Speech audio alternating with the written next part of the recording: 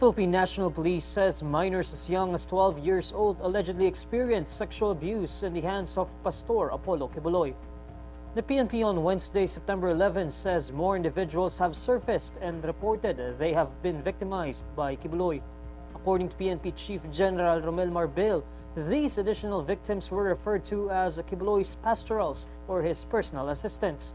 PNP spokesperson Colonel Jean Fajardo says some of these victims approached authorities while the police operation inside the Kingdom of Jesus Christ compound in Davao City was still ongoing. Marbel says the PNP is thoroughly examining the evidence to build a solid case against Quiboloy. The PNP chief also encourages other potential victims of Quiboloy to come out.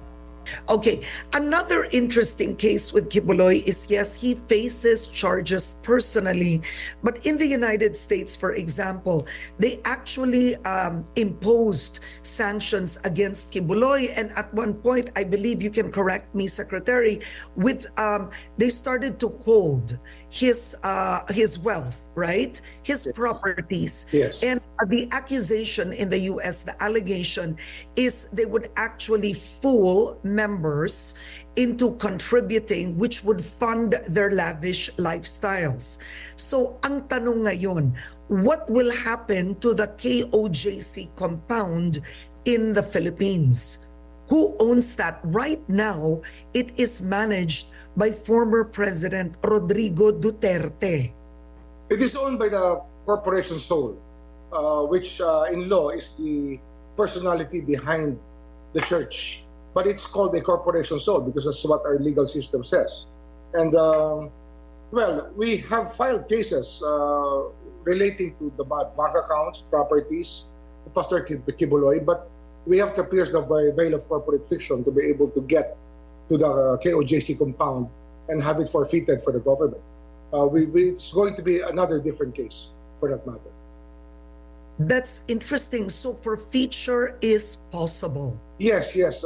They call it escheat and forfeiture. Whatever the legal term we will use, that is always the recourse of government. That is always the recourse of government.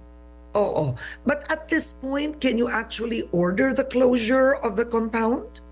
Not yet, not yet.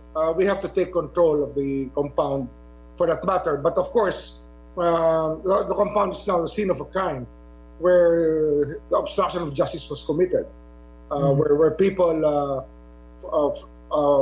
didn't obey the law and tried to block the service of a lawful order of the court. So we can treat it as a scene of the crime, and of course isolate it from everybody else. But if there are other activities going on there, it might just cause too much displacement for everybody. So we will consider that.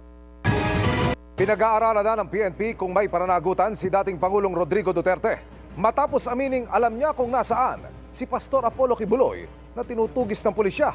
Nakatutok si Jonathan Andal. Pastor, siguro mag-surrender, huwag mag-surrender, tago ka na lang. Pero kung tanungin mo kung saan si Pastor, alam ko kung saan si Pastor. Pero secret. Pinag-aaralan na ng Philippine National Police ang pahayag na ito ni dating Pangulong Rodrigo Duterte kaugnay ng pinaarestong si Pastor Apollo Quiboloy na wanted sa mga kasong sexual abuse at human trafficking. Obviously, ang isang tao na alam na ang kinakokoonan ng isang wanted person may be held liable for obstruction of justice. But then again, papag-aralan muna po ng mga abogado po ng PNP if those statement may constitute obstruction of justice or just a simple words taken out of context. Gusto raw makuha muna ng PNP kay Duterte ang buong konteksto ng kanyang pahayag para malaman kung nagbibiro lang ito.